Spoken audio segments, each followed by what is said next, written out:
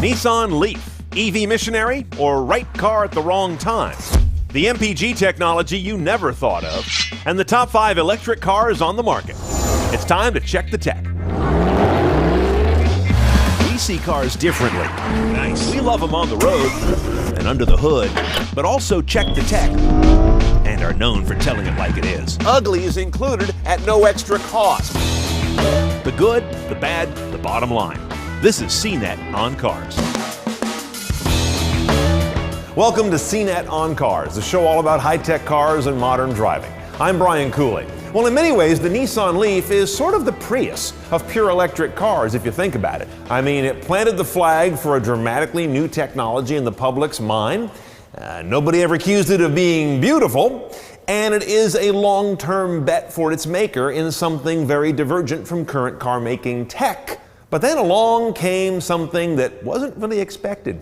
$2 gas. Not just harming the Leaf, electric cars in general, but we wanted to see how does the Leaf fare between cheap fuel on one hand and a slew of other interesting electric cars on the other. We're going to find out now as we drive the 16 Leaf SL and check the tech.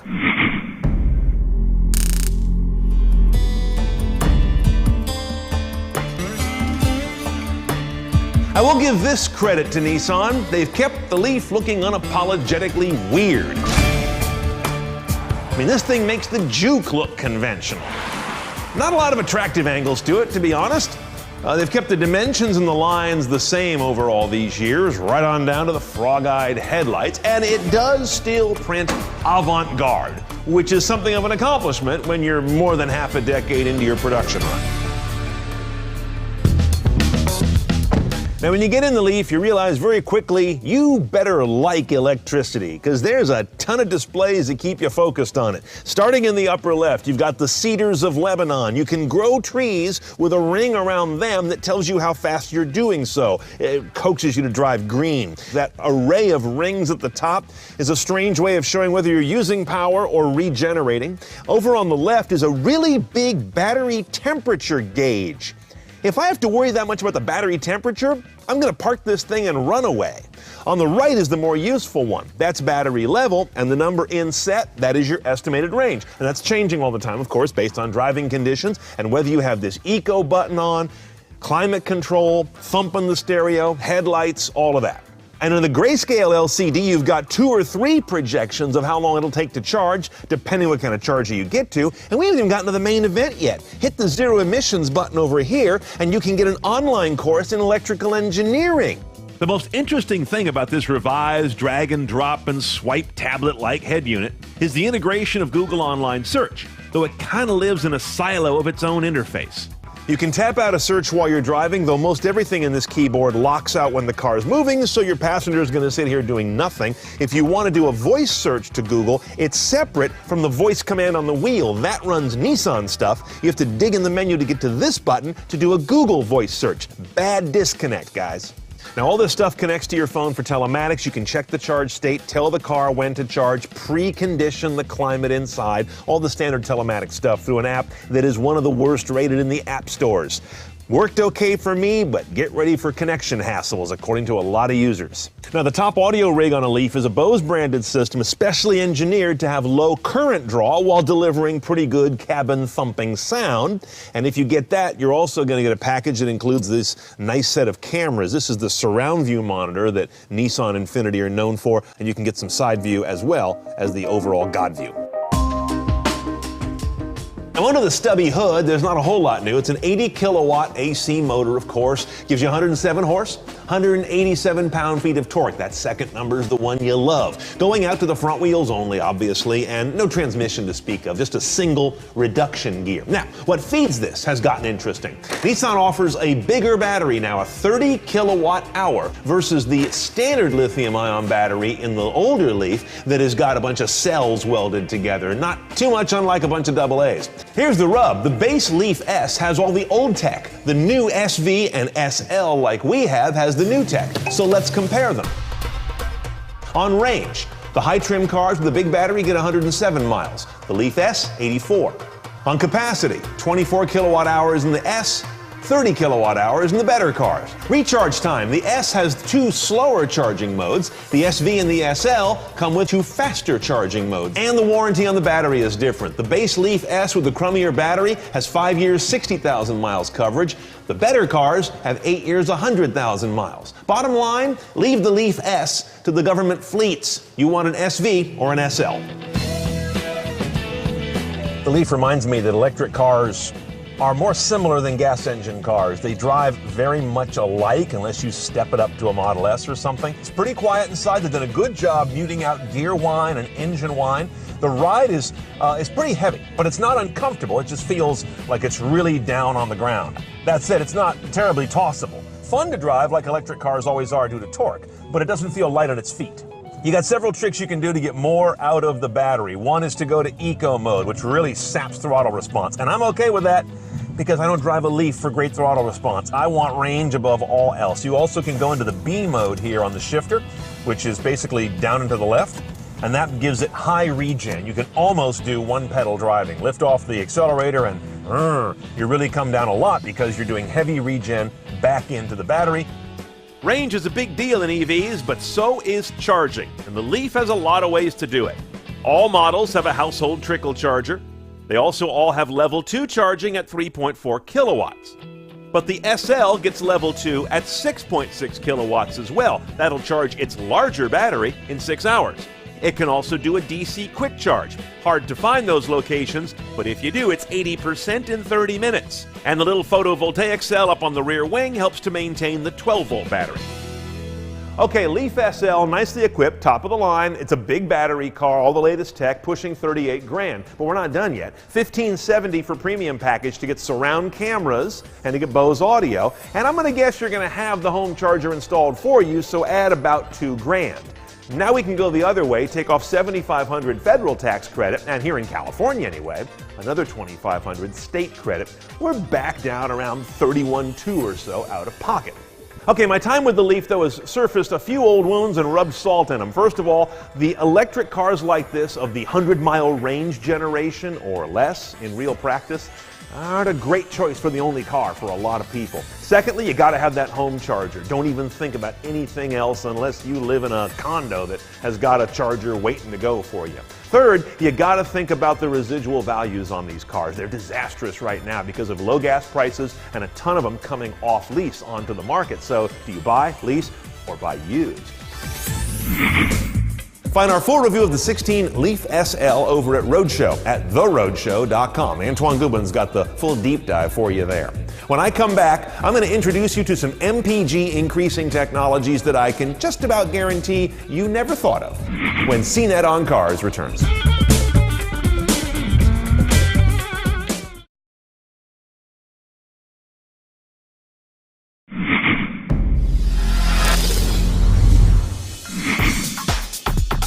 Engine size, vehicle size, performance, model year, batteries and electrification.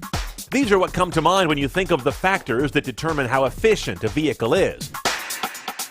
But what about glass and paint, LED lights, or one of those goofy little solar panels on the roof? These are all part of a lesser-known batch of efficiencies called off-cycle technologies, because their benefits don't really show up in the standard EPA test cycle.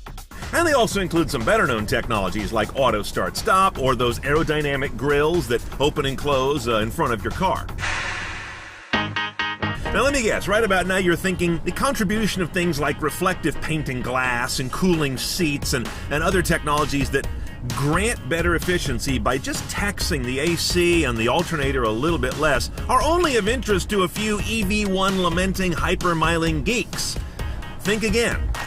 Ford, General Motors, Fiat, Chrysler, all seeking expanded credits from the US EPA for the progress they've made in using such technology. Now, as you can see, the efficiencies from these are small. The 2015 Ford Fusion, for example, with the smallest engine, puts out 303 grams of CO2 per mile. But across a large fleet of annual sales, every bit of CO2 credit can add up.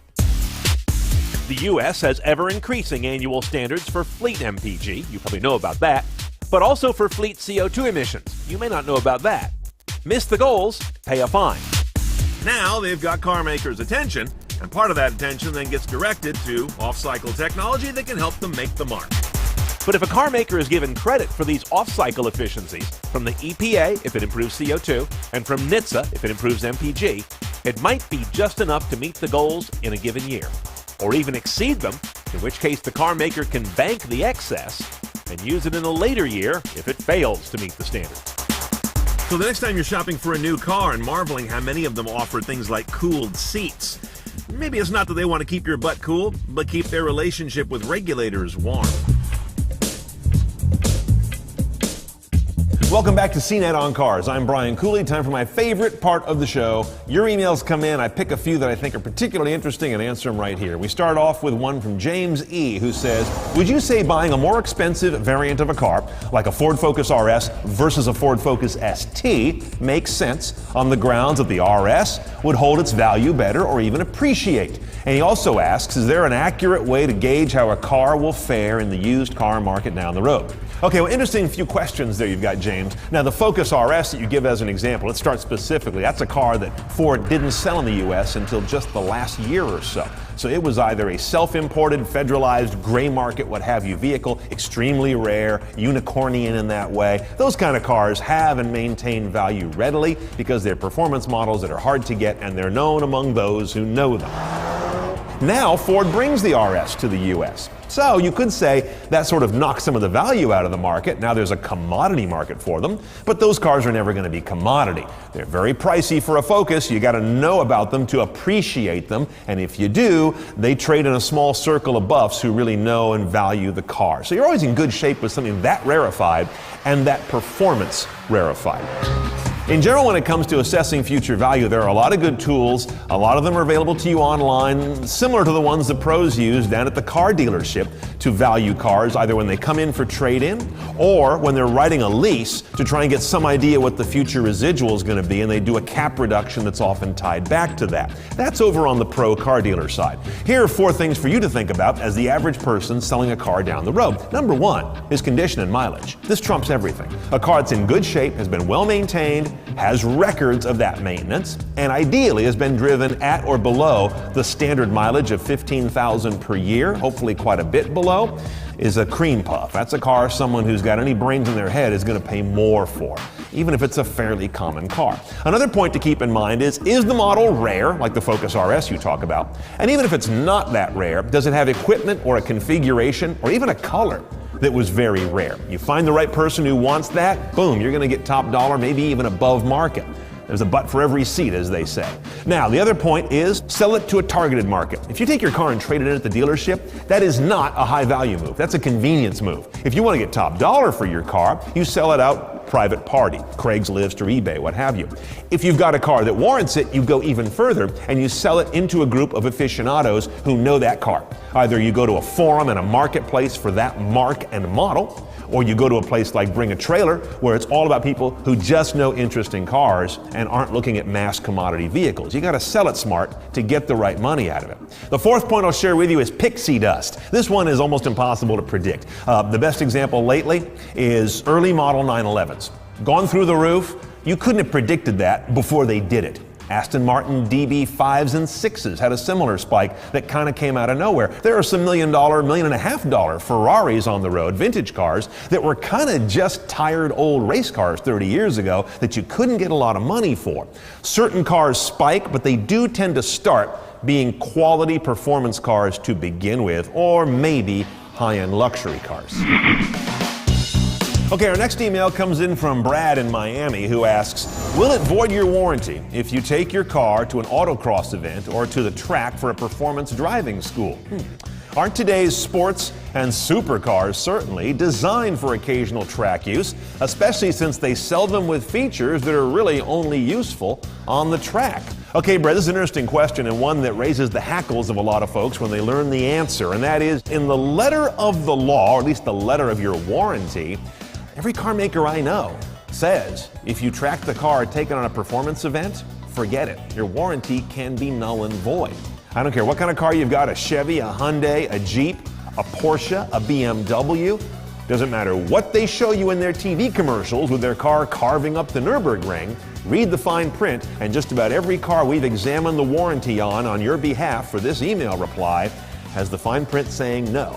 We do not cover competition events, racing, track events. The verbiage may change, but it's all the same basic area. Now be aware of some of the specific traps that can get you busted on something like this, because let's face it, who's to know you took your car on the track? Here are some things you don't want to do. First of all, if you're going to roll into the dealer looking for warranty service, make sure you did not register your car for competition events using its license plate number. Club events might do this, for example, where a street car is taken to a track event and then, of course, driven back home. Similarly, kind of be aware of who's taking pictures. Now, lots of fans and club members and other drivers are going to be there shooting pictures, and you don't know who's who. But if you've heard that there are dealer or factory rep personnel in your area that have been taking photos of cars at a certain event or series of events to build up a database of who's tracking their car because they've been getting an awful lot of warranty repairs that they think are competition related, you can get busted on that one. Same thing with photos your club puts up after the event. Now, showing off on your car, putting event decals on the left rear window. You're proud of what you did, you had a good time, you love being affiliated with your sport and your kind of car, but when you roll in the service bay with competition decals, especially if they're local and regional on your window, that kind of says something to the service writer. And of course, don't leave your racing helmet and Nomex booties in the back seat when you drive into the service bay. That should be obvious. Now, here's an interesting backstop for you. HPDE insurance, high performance driving event insurance. This is separate from the car insurance you have now, and almost certainly from a separate company, a different kind of company that offers this insurance. It'll cover damage to your car. The key here is that it's dedicated to performance events. They don't blush at this kind of thing. It's not cheap, but typically you can buy it per event. That'll help you manage the cost as opposed to buying some giant annual policy that covers you and there's only 2 driving events all year. That would seem like a waste. So you can look into that as an alternative. That still doesn't mean the dealer won't get wind of damage they believe is competition related and try and deny you warranty, but at least this way you've got insurance coverage to backstop you on the cost of that repair. When we come back, a top 5 all about EVs. We're going to run down the 5 home run electric cars of the last year when CNET on Cars returns.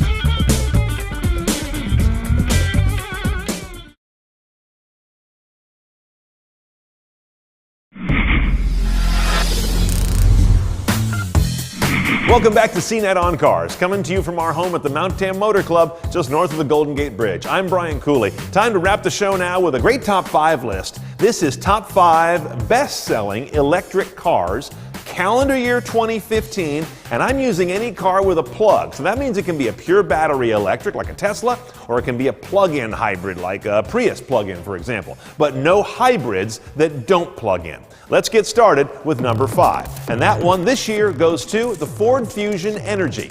About 9,700 sold last year, down 18% from the year before, and by the way, it was 5th last year as well. This car wasn't helped by the fact that some U.S. states moved to end their incentives for EVs in 15, but make no mistake, Ford's a believer in electrified cars. They promised to have 13 of them in their line by 2020. What do you think about a plug-in hybrid Mustang, in case the recent Turbo 4 wasn't enough to blow the purists' minds? Who knows?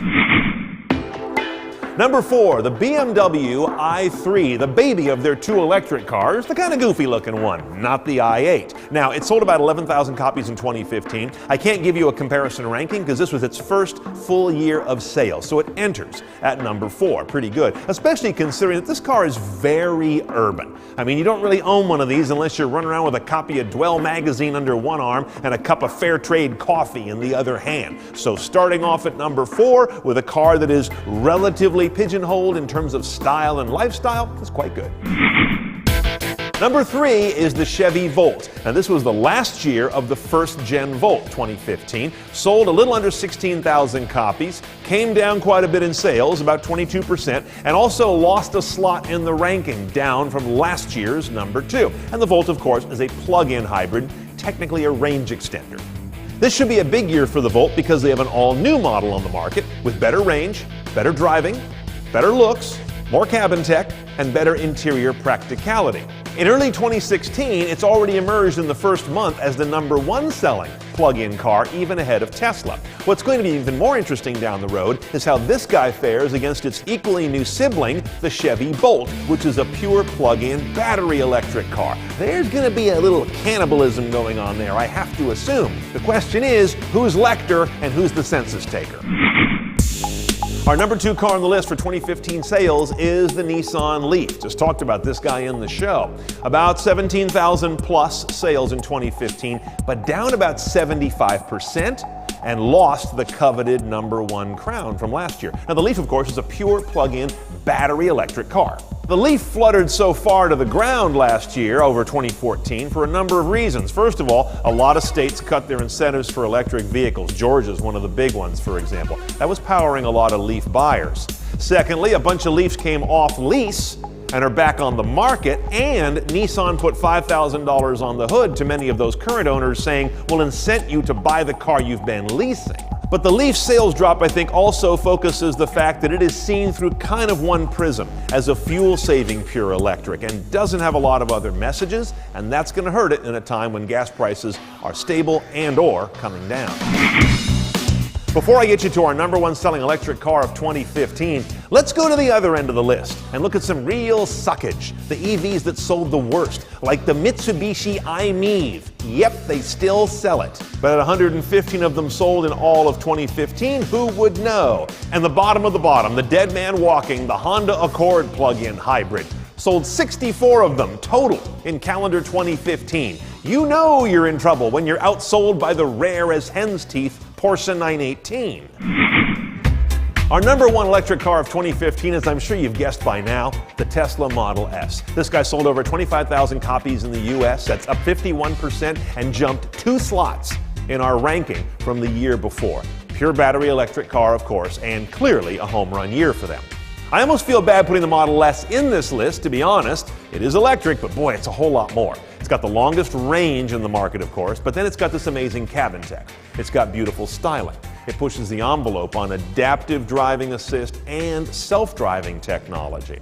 And you've got a car here that sells to people who, to be honest, are not fuel price sensitive and have at least one other car in most cases. All of these help the Model S, and will continue to, keep it from being a one-note tune. As gas prices and various other market forces change, this guy can hit to a lot of bases, even if a lot of them are occupied by the 2%. Thanks for watching. As usual, I really appreciate you checking out CNET on Cars. Don't forget you can find a ton of back content, car reviews, car tech 101s, my top 5 lists, all sitting at cnetoncars.com or over at our YouTube channel or just about any streaming platform you like. We're probably there already. And keep those emails coming. It's oncars@cnet.com. I'll see you next time we check the tech.